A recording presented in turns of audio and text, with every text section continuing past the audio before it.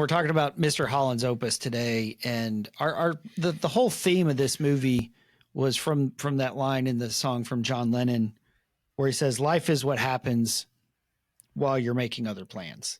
And I love that. I mean, we didn't even talk about you talking about your other stuff. It's like you've got all these plans, and yet life is what's happening around you.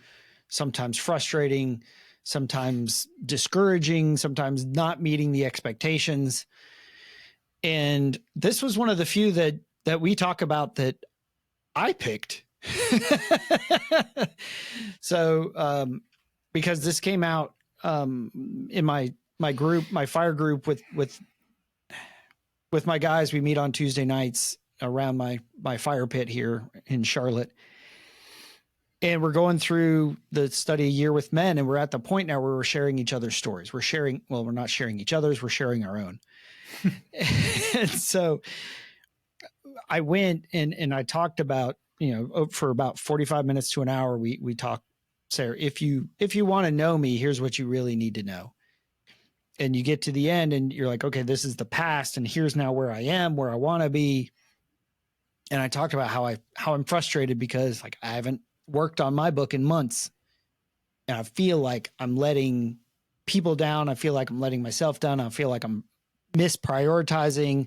I'm not really listening to God. I'm not doing what I'm supposed to be doing. I should be finishing this book that has been in progress for years now, and probably will be for years.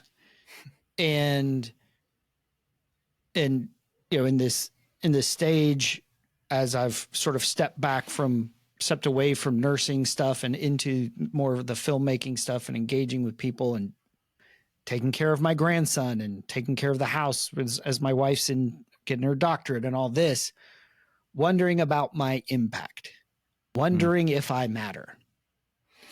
And my buddies were like, have you seen Mr. Holland's Opus? I was like, no. They're like, dude, you need to watch this.